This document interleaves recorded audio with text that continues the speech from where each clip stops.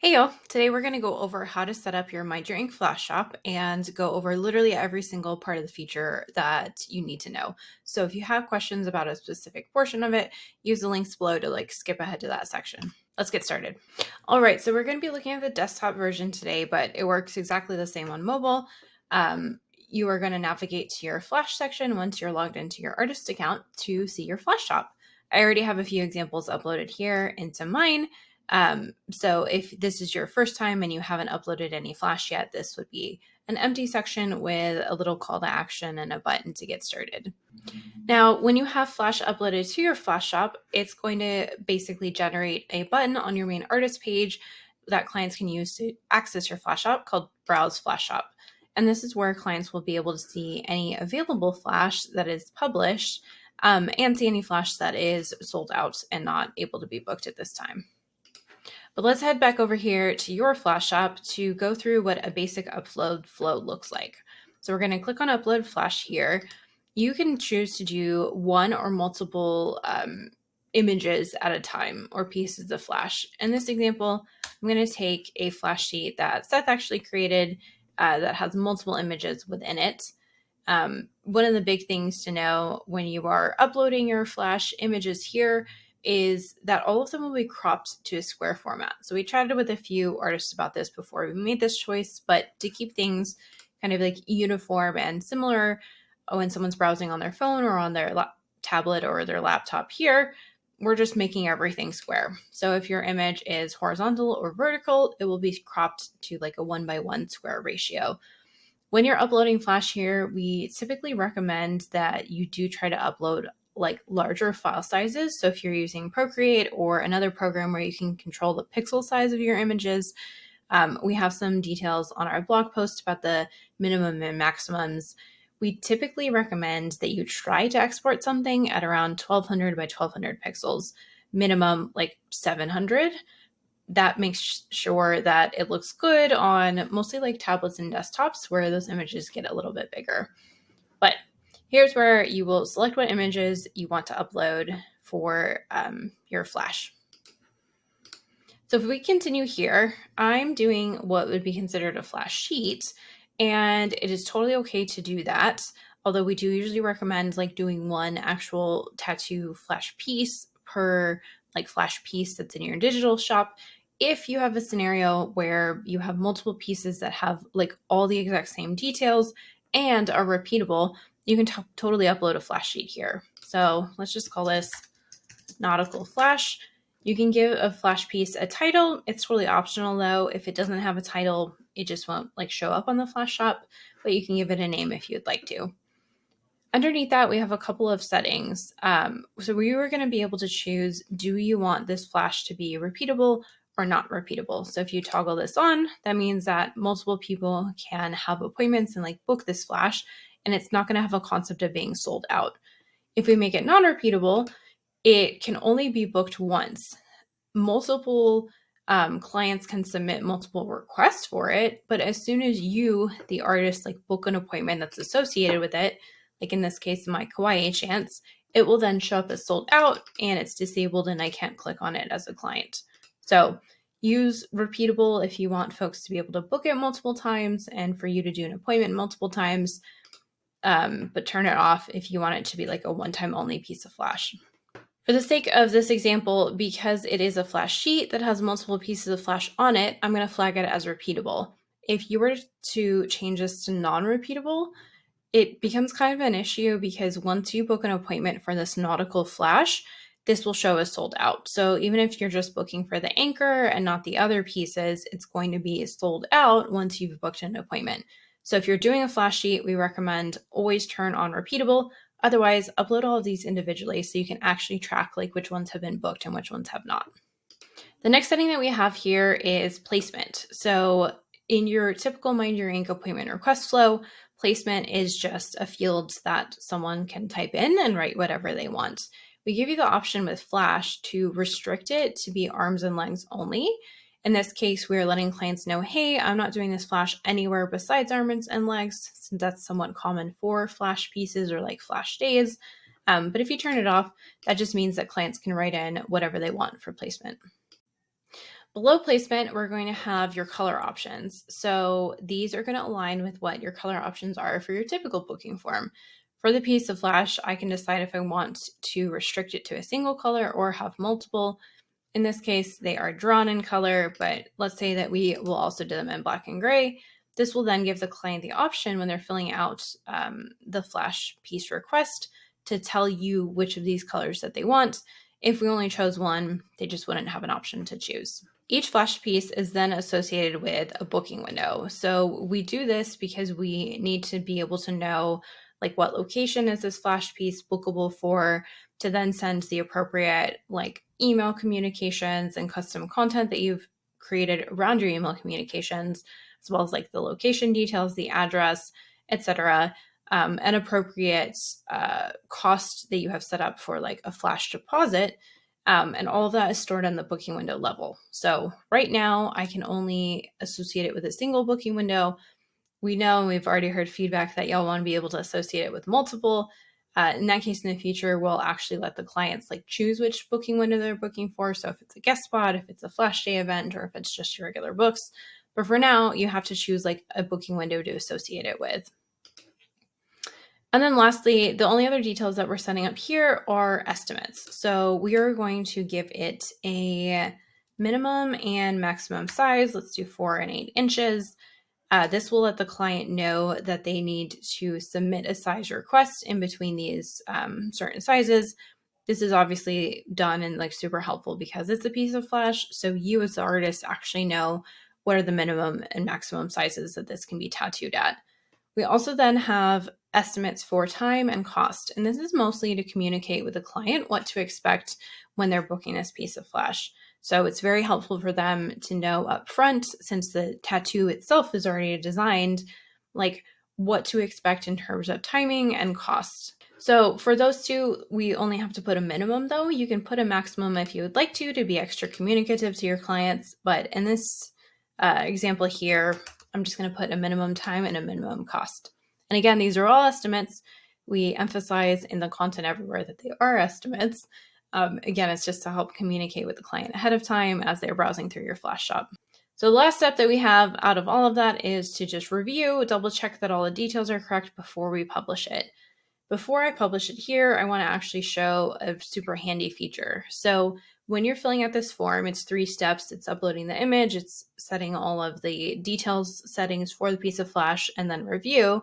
If I'm to like exit out at any point of this, we still save your progress on this flash piece. And we basically set it in an unpublished status. So if I go back to my flash shop and refresh the page, we're not seeing the nautical flash anywhere here. This is so y'all can work on uploading your flash. So maybe you're not ready to publish it yet, or you don't have a booking window open for it yet. It's coming up in a couple of months. But this allows you to get the kind of like setup all done in either pieces or all at once, so that it's ready to be published at some point.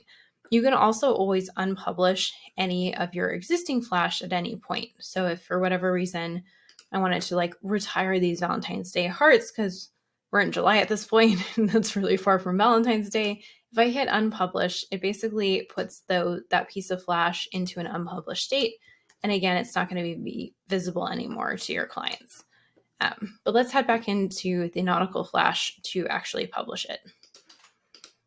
So if I go back to publish it, it's going to send us to the details. We had everything set up. We're going to continue to review and then publish. So great, now that it's published, if we refresh our flash shop, it should be visible to your clients and ready to be booked.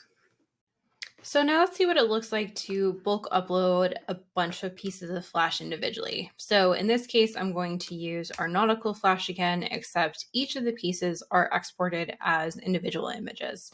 So this again is incredibly helpful and definitely the way that you should do it if you either want these like non-repeatable, or you just want to be able to track like how many times individual pieces of flash have been booked and like consider them separately, and to some extent actually like know what someone is requesting. So instead of having a full flash sheet, you know specifically, hey, I'm asking for the anchor versus the compass. And if you choose to upload more than one image at a time, you'll get a little checkbox that appears at the bottom that says use same settings for all flash in this bulk upload batch. You don't have to choose this. You can go through and fill out the settings and detail page for all 4 of these pieces of flash individually. So if they all have different like size requirements or cost estimates or things like that, you can go ahead and do it that way.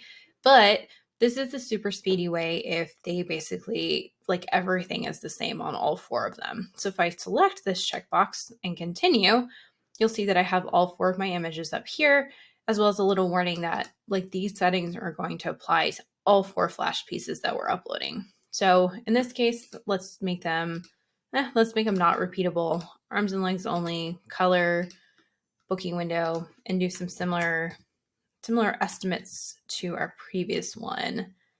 Can't remember what I priced it at, but let's give it a min and a max everything. So now all 4 of these pieces of flash are going to be considered separate pieces of flash and uploaded separately, but all have the same details. So it's just a speedier way to get all of these set up while still considering them individual pieces of flash. So I don't have to go through 4 times writing the same darn thing and clicking the same boxes every time.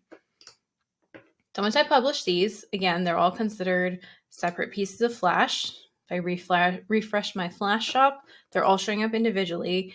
And this is critical if you have a flash sheet where everything is the same, but it's not repeatable. So again, if we had kept that flash sheet like we had before with all 4 of them and labeled it not repeatable, if you book one of them, it's going to be labeled as sold out. So this is the best way to track flash and have those like auto statuses support you, even if they're all the same sort of like requirements.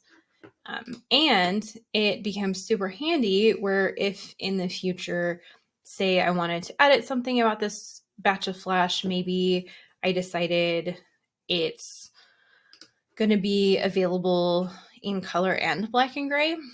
Then when I go to edit it, we have a little like choose edit scope modal that comes up and says, hey, do you want to edit just this individual piece? So just this little like clock wristwatch thing, or do we want to edit the entire batch? And if we choose to edit the entire batch, it's the same sort of deal. I can go in, it's going to apply to all 4 of them. So I'll put black and gray on. And once I review and then publish it, it updates all 4. This is also super handy if you want to just tweak one of them or maybe give one of them a name. Like I uploaded all of my chance versions together as a bulk upload, but I came in and actually gave like Regal Chance a name. I gave Kawaii Chance a name, which is sold out now. But this bulk upload then keeps its kind of relationship with the other flash pieces as you move forward. You can still unpublish them individually, delete them individually, edit them individually. But if you need to like do a bulk update to all 4 or 5 or 6 or however many you have, it's way easier because now they have this relationship of being bulk uploaded together. To wrap it all up, we've talked a lot about status as I've been going through the basic upload flow and the bulk upload flow, but I wanted to take a moment to specifically and individually call out what they are and what they look like and how they function. So the most basic status that we have is this unpublished concept. And like I showed earlier, if you are in the process of uploading Flash and you don't finish and actually publish it at the end of that, like you're partially through uploading the images or partially through choosing some of the settings, or maybe you need to go make a booking window for like a 420 Flash day before it gets published because it's 420 Flash. The unpublished status is going to be your friend, and that's what we default to so that you can have kind of like an in-progress state for the Flash. It's also helpful, like I was showing at the beginning, to retire some Flash. So in this case, I unpublished my Valentine's hearts because, again, we're in the summer. It's not Valentine's Day, so I'm not going to be doing them. So I unpublished them. So it's no longer visible to my clients, but I also haven't deleted it entirely like from the system. We do have the option to delete a Flash piece. That's like the nuclear option to just get rid of it. Like if you really needed to clean up house and you just had a shit ton of Flash in your Flash shop that was hard to keep organized, you can go through, and after you unpublish it, you can then delete it and it will actually be deleted. So it's out of sight, out of mind for you. But for the most part, I'd recommend using the published versus unpublished status to kind of manage that. So you don't lose something that maybe a year from now, like you want to resurrect again. And then the last status that I wanted to call out that is an auto status is this concept of sold out. So for example, my Kawaii Chance is sold out right now. I can still like see it as a client in the Flash shop, but I can't click on it. I can't book it like I can these other pieces of Flash. There's no way as a client for me to submit an appointment request for Kawaii Chance because there's an appointment associated with it. So for any of these non-repeatable pieces of Flash, we are helping manage the state of that and the organization of it for you by auto flagging things as sold out once you have booked a single appointment associated with that Flash. Right now, we just have a concept of sold out for non-repeatable. So it's like a one appointment equals sold out sort of situation. I think in the future, we're going to look into maybe you might want to like add a limit to it. So instead of just once, maybe it's I'm only tattooing this 5 times. But for now, it's pretty simple and straightforward. If it's non-repeatable and if you book an appointment for it, it will become sold out. What we also do in terms of sold out status for Flash is do a kind of like smart auto update if something happens to that appointment. So say I come over to my appointment for Kawaii Chance and I cancel it. The client backs out or they get sick or the trip is canceled, whatever the reason, the appointment is being canceled. If I go and cancel the appointment, it sends out like the client email that says, hey, your appointment's been canceled. And then in our Flash shop, it is going to make that piece of Flash available again. So if I refresh the page on the client side, it's not sold out anymore. So we are trying to help make this as easy as possible for you, where if you do something like say cancel an appointment for a non-repeatable piece of Flash, we're just going to auto make that available again so someone else can book it. If for the sake of example, I come over here and I undo the cancellation, it makes it sold out again. It's not available anymore. But for some reason, you want to make it bookable again. Maybe you changed your policy on whether or not it's repeatable, kind of up to you. You can actually still go into this piece of sold out Flash. Let's edit this piece only and make it repeatable. So as soon as I make it repeatable and publish that, it's now available to be booked multiple times. So even though it was booked for that one appointment and has been booked one time, now it's available to be booked again. So I just quickly converted the Kawaii Chance back to non-repeatable because the last thing I want to point out for sold out status is multiple people can request it, right? So multiple clients before it's sold out can submit an appointment request for it. I just submitted a second one really quickly in here. But even if you book one of the appointments and it turns into a sold out status, that's not going to stop you from booking someone else. So this is a little bit where you kind of have to pay attention to whether or not you have booked it before. But we didn't want to totally block you and just say, well, you can't like accept this appointment request anymore because you booked it once. This is your opportunity as an artist to decide like what your path is here. So you can accept it and add an acceptance condition. So maybe write in an acceptance condition like someone else already booked this piece and it's non-repeatable. But if you're, man, I can't type and talk. If you're okay with some modifications, we can do something similar but different. So this is kind of up to you as an artist in terms of how you handle non-repeatable Flash or tattoos. So for example, someone's already booked it. They get Kawaii Chance exactly like as is, how Stevie designed him. But you could decide, hey, I'll do something that is similar but slightly different. And if you add in the acceptance condition, it's the normal acceptance conditions flow. So the email will go out to the client saying like, hey, yes, like you're accepted for this appointment, but like, are you okay with this? Do you agree with this? If yes, we can book. Or you can choose that in this case, like you're going to decline it and write something in like someone else already observe this. I don't think you really need to say sorry, but like, I'm so sorry. Please browse through the rest of my available Flash and submit another request. I should really stop talking and typing, but this is up to you as an artist. Basically, just wants to show and highlight. We're not going to block you from seeing those other like appointment requests for the same piece of Flash. And this is a choose your own adventure. Do you decline the client? And then you should definitely add a note that's like, hey, you should go check out my other Flash. Or do you accept it and say, hey, someone else already got it, would still love to do this for you, but slightly different. Let's chat. Let's like have a little conversation about what that looks like.